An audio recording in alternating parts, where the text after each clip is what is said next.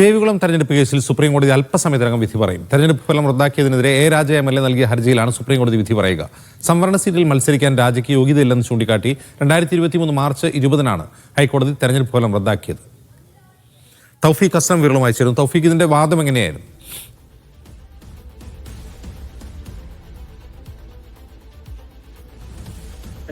ഏറെ നാൾ നീണ്ടുനിന്ന വാദങ്ങൾക്ക് ശേഷമാണ് സുപ്രീം കോടതി ഈ കേസിൽ ഇന്നിപ്പോൾ വിധി പറയുക. 2023 മാർച്ച് 20-നായിരുന്നു ഹൈക്കോടതി തെരഞ്ഞെടുപ്പ് ഫലം റദ്ദാക്കിയത്. പിന്നീട് രാജ സുപ്രീം കോടതിയെ സമീപിക്കുകയും സുപ്രീം കോടതി അത് സ്റ്റേ ചെയ്യുകയും ചെയ്തിരുന്നു. തുടർന്നും വലിയ രീതിയിലുള്ള നിയമപോരാട്ടം ഇതുമായി ബന്ധപ്പെട്ട് മുന്നോട്ട് പോയിരുന്നു. അതിനുശേഷമാണ് അബൈഎസ് ഓക്ക, അതോടൊപ്പം തന്നെ അമാനത്തുള്ള തുടങ്ങിയവരുടെ ബെഞ്ച് അല്പസമയത്തിനകം തന്നെ ഈ കേസിൽ വിധി പറയാനായിട്ട് ഇപ്പോൾ ഒരുങ്ങുന്നത്. നേരത്തെ സുപ്രീം കോടതി ഹൈക്കോടതി വിധി ഇടക്കാല സ്റ്റേ ആയിരുന്നു നൽകിയിരുന്നത്. തമിഴ്നാട്ടിൽ നിന്ന് മൂന്നാറിലേക്ക് കുടിയേറിയ ഹിന്ദു പറയർ വിഭാഗക്കാരനാണ് താനെന്നായിരുന്നു പ്രധാനമായും രാജ സുപ്രീം കോടതിയിൽ വാദിച്ചിരുന്നത്. 1950 മുമ്പ് കുടിയേറിയതിനാൽ കേരളത്തിലെ സംവരണ സീറ്റിന് അർഹതയുണ്ടെന്ന് കൂടി രാജ കോടതിയിൽ വാദിച്ചിരുന്നു. എന്നാൽ ക്രിസ്ത്യൻ ആചാരമാണ് രാധ പിന്തുടർന്നത് എന്നായിരുന്നു എതിർവാദം.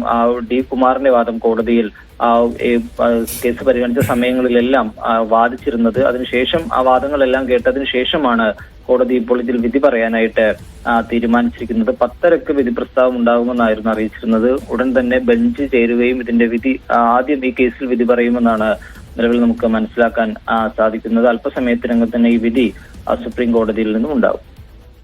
ശരി തൗഫീഖ്.